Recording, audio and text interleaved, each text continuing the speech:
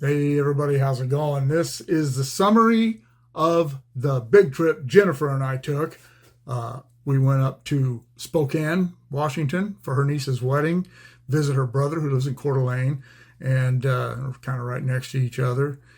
And when we were done with that, we drove down to Colorado and did the Georgetown Loop and the Durango Silverton and had a really good time.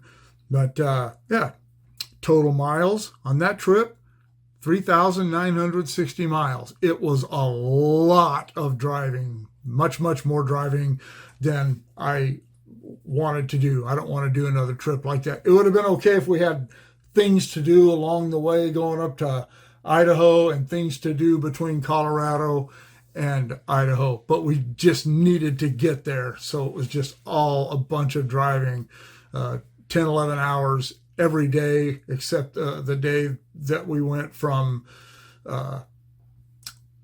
Georgetown to Durango. That was about 6 hours, and we stopped and visited a small town there. But yeah, a lot of driving, and I like driving, I don't mind it a bit, but I was tired of driving. And as you'll see in some of these videos, there's just not a lot to see in across most of this place. You're out in the prairie, and there's just not a lot to see. I didn't even do any GoPro between Bakersfield and Salt Lake City.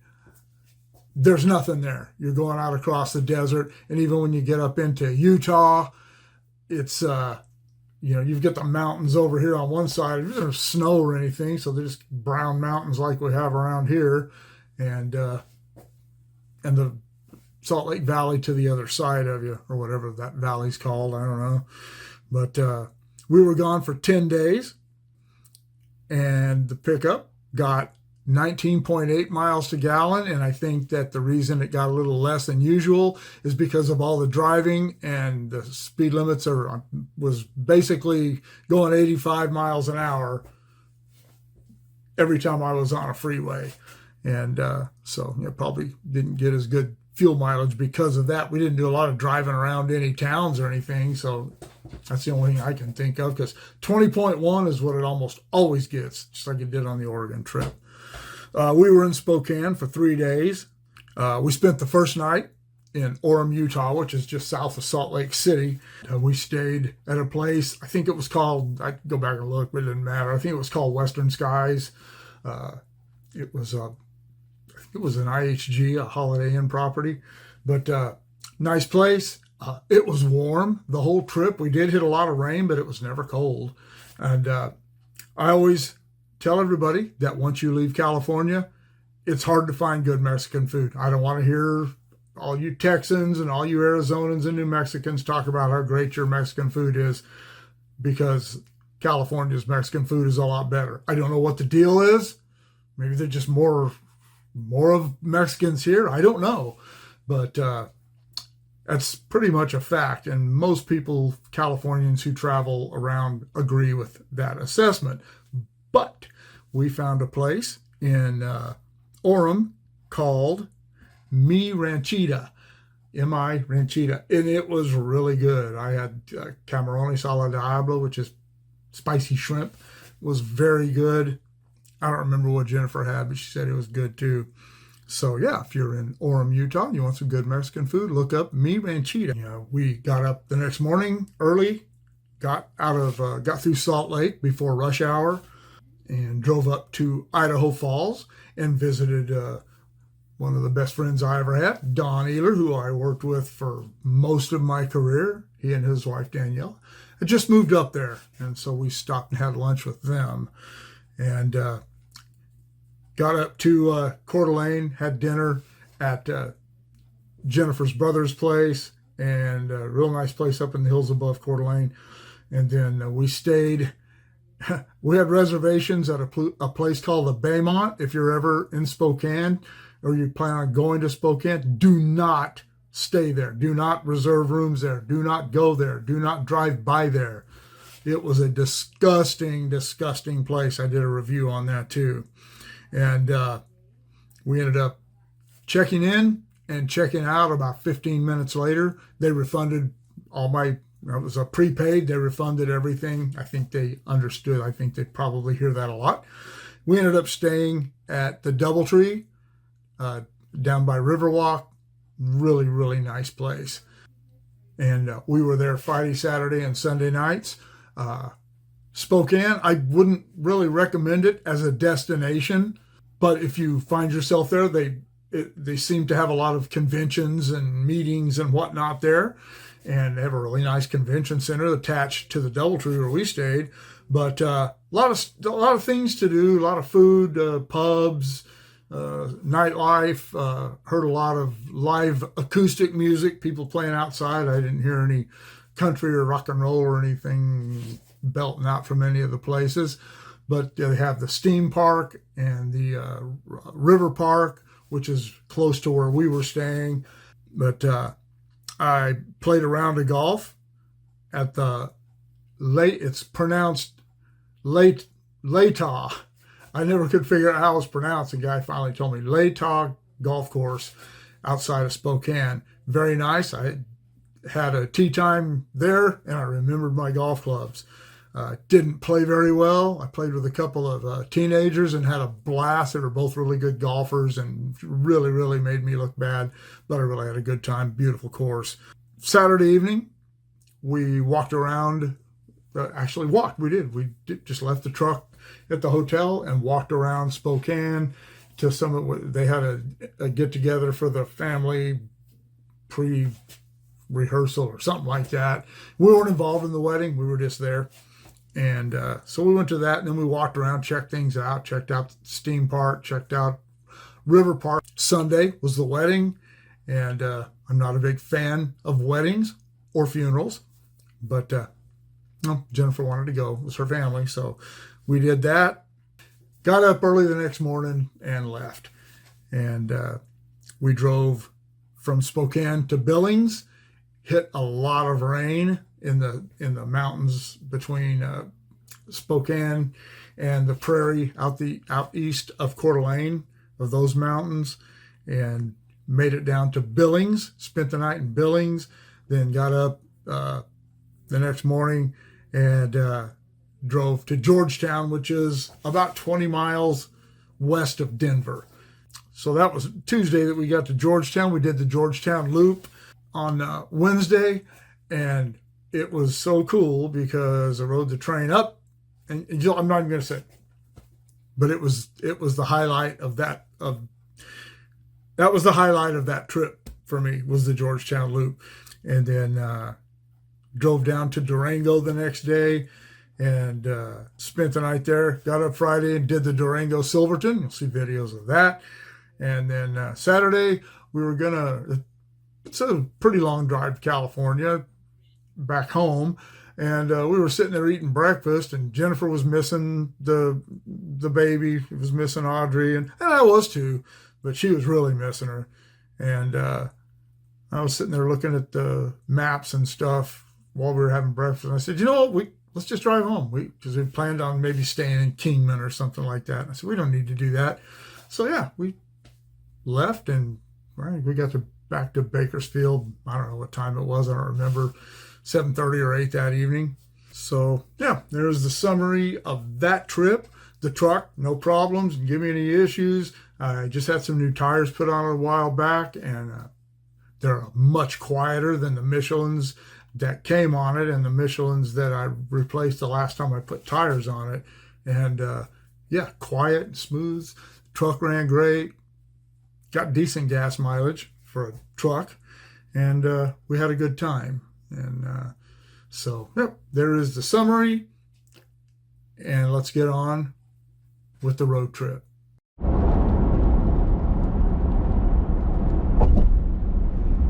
It's Coeur d'Alene Lake.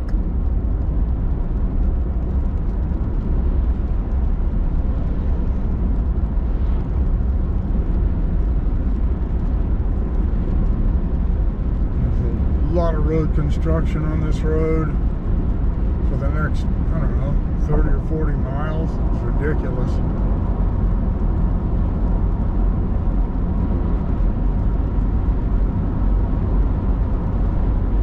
But it is beautiful.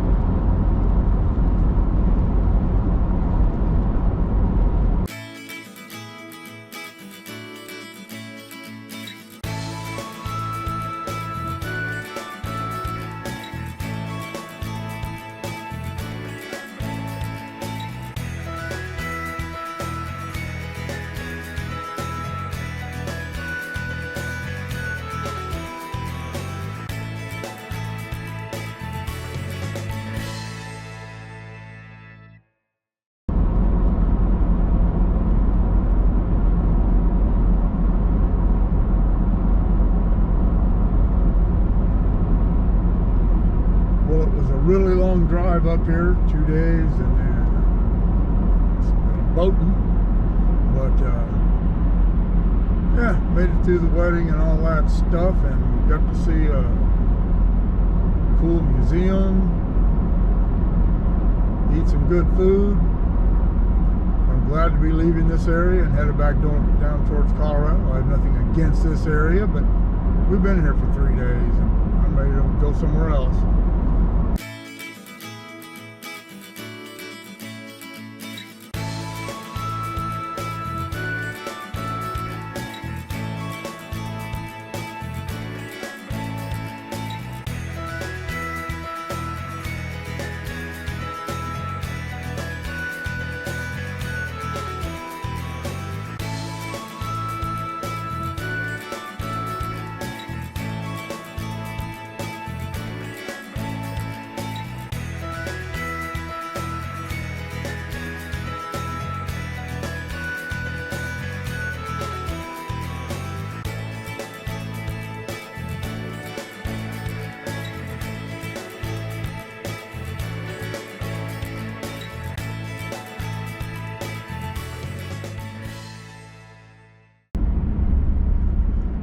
Coming down this the other day, I had a feeling it was going to be like this coming back up. A lot of truck traffic and slow going.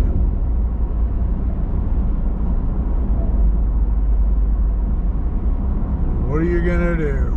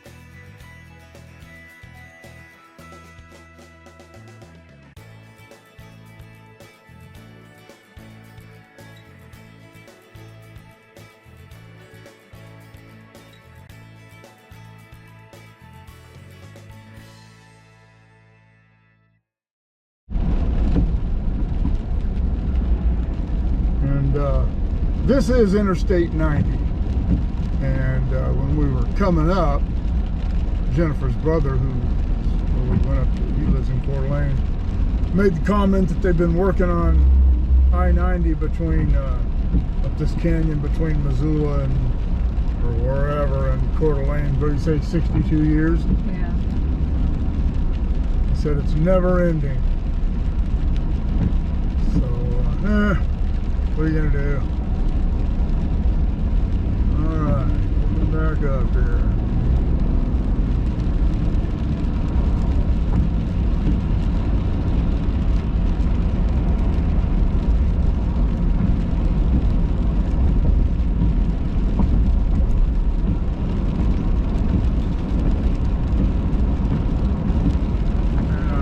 say, for the record, glad we're not on the bike like these people. Hope they just stay where they are until I get by them.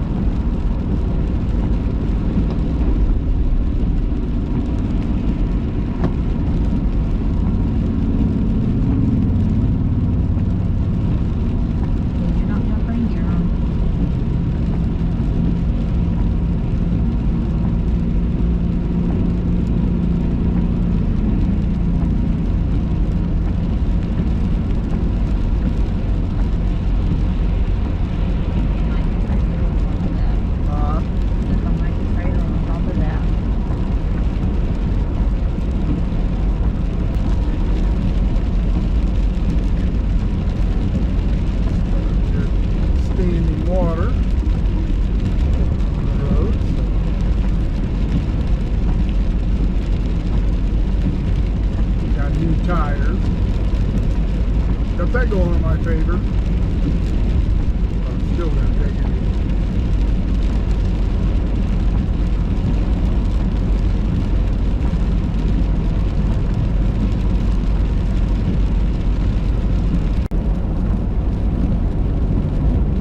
Something that was odd coming the other way. Way station scales in between the two directions of traffic.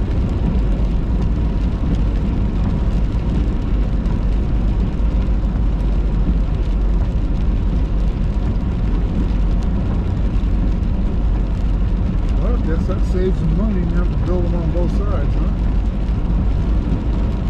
One thing about these states is trucks don't have to go 55. Sometimes they can go whatever the speed limit is. I noticed that in Idaho and parts of other states, they have to go 5 miles an hour slow, but that's not that big a deal. In California, we get a 70-mile-an-hour speed limit. The trucks are going 55. It can cause problems.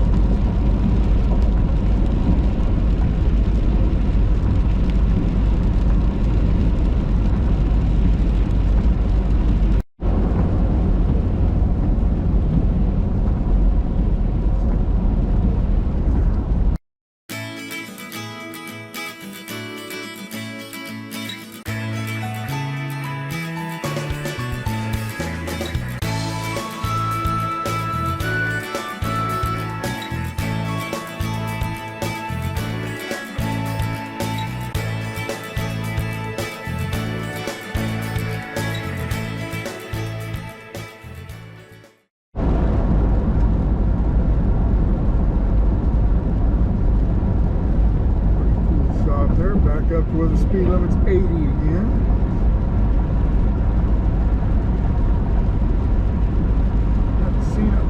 Going down through that canyon seemed to be a lot more scenic than going up it, so I kept waiting for the scenic part to happen. Doggone it, just not get as scenic a view.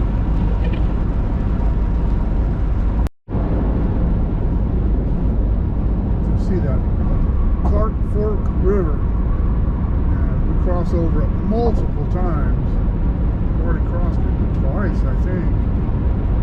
And Jennifer brought up on the way down, she wonders if that's when the Lewis and Clark expedition split up to explore different routes. I don't know where that happened, but she said maybe this is the one that Clark took, and maybe there's a Lewis Fork somewhere. If we get to look that up, drop the comments below if you know. See the river there, there's tracks on the other side. The train just went by. I didn't even notice it because the train full of placards. Jennifer noticed it. Yeah, that's the Clark Fork River there. Those tracks were there again, either Great Northern, I think they were the Great Northern tracks. Then there were maybe the Burlington, I'm not sure. The Montana Rail Link and the bridges that we go under still say Montana Rail Link. But I'm pretty sure that BNSF bought Montana Rail Link back. So if I'm wrong about that, drop the comments below.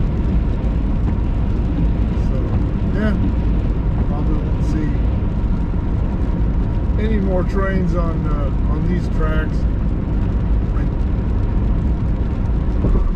I didn't see these tracks back up about 30 or 40 miles back behind us, and then you don't see them anymore. There's just a road bed. So I don't know if they made a line change or if those tracks just don't go beyond there anymore. If you know, let me know in the comments below. Alright, we have emerged from the mountains. With this rise, you'll see that we are heading out onto the prairie again. Jennifer, tell everybody what you think of the prairie. I don't like She thinks the prairie is plain and ugly. It resembles the area between Coeur and Santa Maria going to the coast. That's what it reminds me of. Except there's a lot more of it. We're about 10 miles west of Missoula, headed for Billings, where we will get off on I-25 and head down through Wyoming. Alright, well, we got off I-90 at a town called Drummond, because Jennifer wants to go to a candy store in a town called Phillipsburg. That look.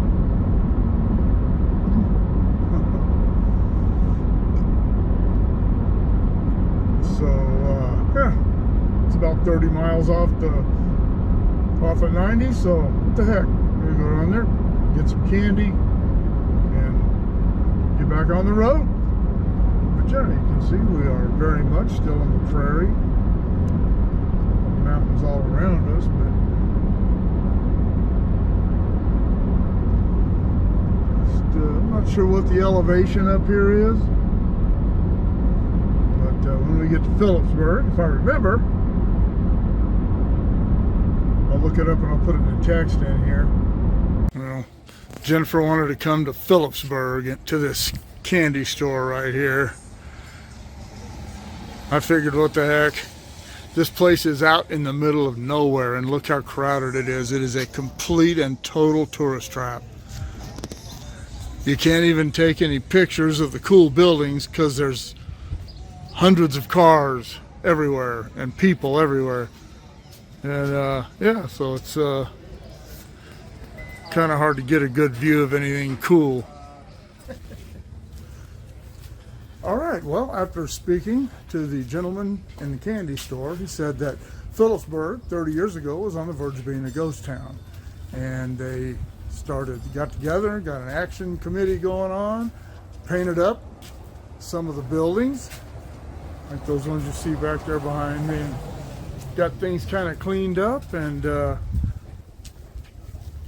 brought the town back to life, and did some touristy stuff so they could get some business back in town, get some people to move back here.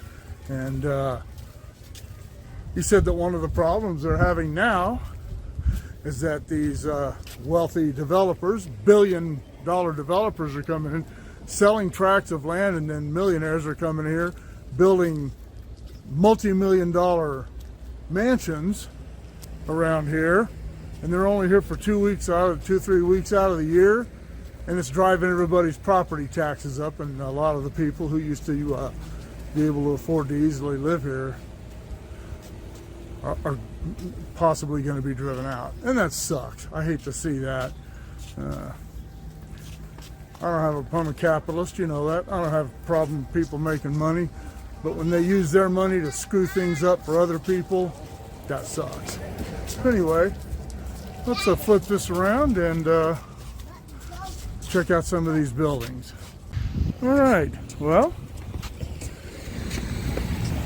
the Kaiser House, and that young man did also tell me that the candy shop was originally a hardware store, and we'll run back in there before we leave because we're parked right in front of it.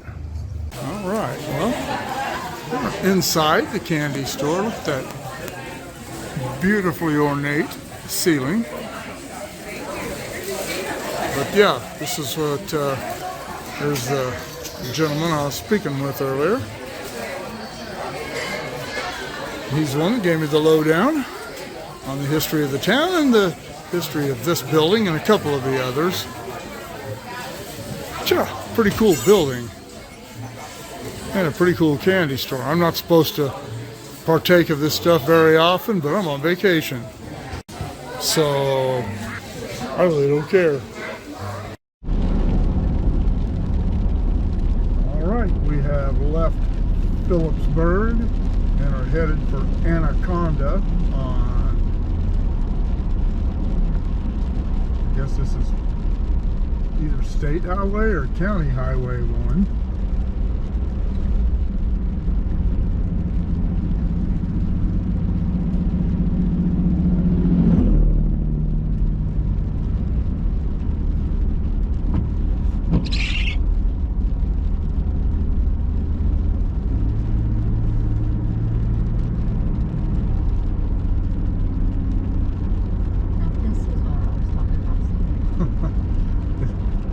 As soon as we crossed the line into Idaho a couple of days ago, Jennifer thought we'd all of a sudden be in mountains and forest.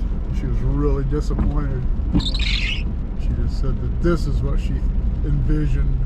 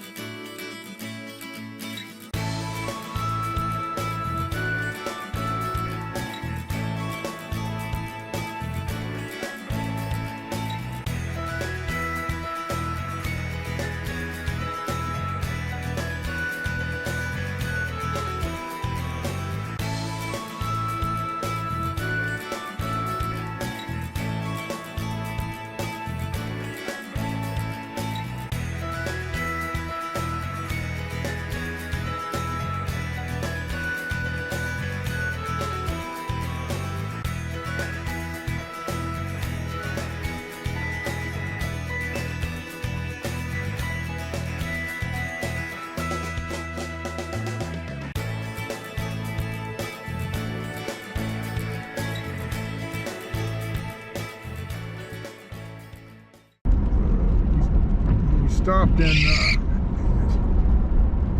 that little town called Hall and bought the rocking chair. He said these mountains are called the Pintlers, and this is the Pintler Highway. That is a really good sized lake.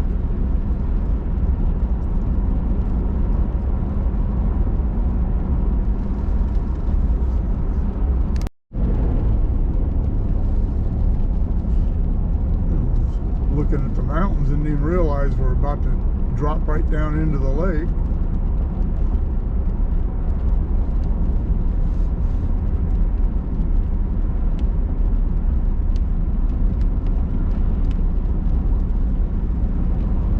I would not want to drive on this road on a snowy night that close to that damn water. And I think this is called Georgetown Lake. At least I saw a sign about Georgetown Lake Road.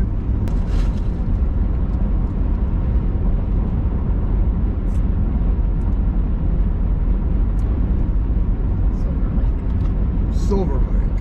I don't know. Too many lakes. Alright, we are in Anaconda. And Jennifer just pointed out, I had no idea this town was this big. It's a pretty good sized town so far. And one of the landmarks around here, I don't know if you'll be able to see it with all these tall buildings. Butte, Anaconda, and Pacific Railroad thing, but there's a big giant smokestack from the old smelters. This is a mining place, and here you can see it. I don't know how tall it is, but it's really big.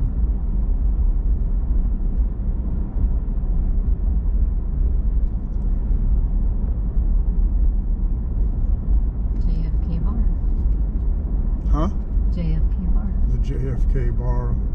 To see if I can snap a video capture out of that for my icons and signs group. Railroad there. I don't know if it's, I doubt if it's still active. One of the things I've noticed about a lot of the people in Montana is that they do not appear to have turn indicators on their vehicles. They must be sold without them. Hal said there used to be a shorter stack. That's what those guys were telling us. But the shorter one was polluting the town, so rather than making it less dangerous, they just made the smoke stack crazy tall so the wind would blow the pollution past the town.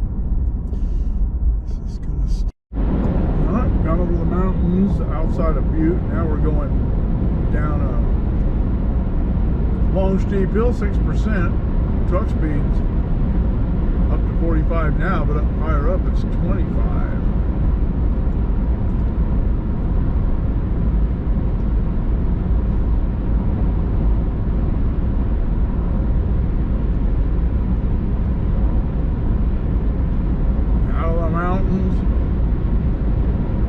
Back to the prairie.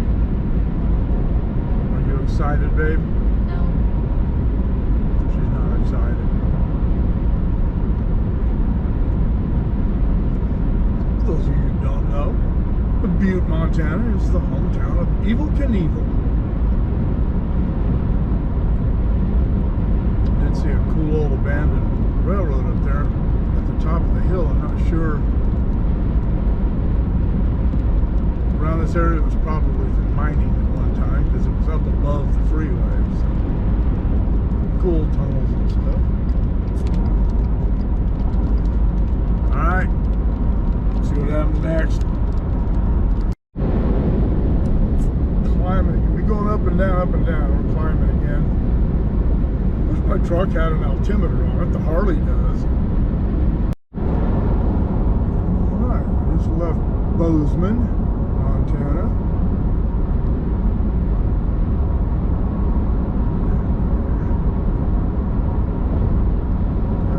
I was hoping to make it to, my plan was to make it about to Sheridan, Wyoming tonight and stay there. That's a little more than halfway. Actually quite a bit more than halfway to Denver, which is Georgetown, which is right by Denver.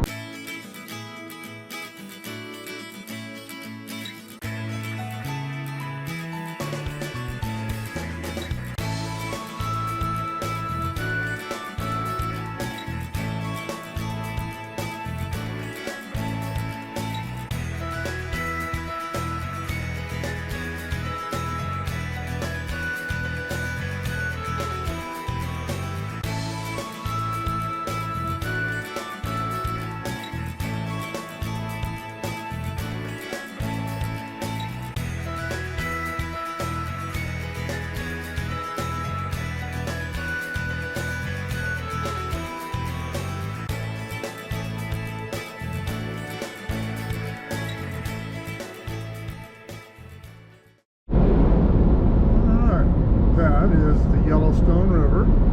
We're at least, I think at least 100 miles away from Yellowstone itself. But that is the river that flows into Yellowstone. And I can't tell. Jennifer asked if it flows into there from this way or if it flows out, and I can't tell. I've never thought about it, never looked, but we haven't been close enough actually to see which way it's flowing. It's beautiful.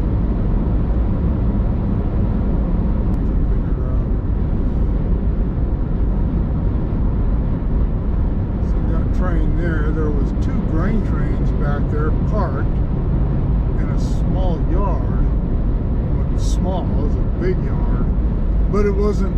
It's just out in the middle of the country. So I'm not sure what the deal with them. That was pretty interesting. Dealing with a lot of traffic right then. Doesn't look like it now, but of course there. And here's something that I saw in Utah that kind of surprised me: a refined oil refinery. There were and again, my GoPro battery died, and I only have 3 batteries, and I had gone through all of them over the course of the day that we drove from Spokane to Billings, and it crapped out just before we got into Billings. But yeah, was kind of hoping that, and right when it crapped out, I saw a bunch of trains. There's a yard there, and so anyhow, yeah, that's how it goes on the road sometimes.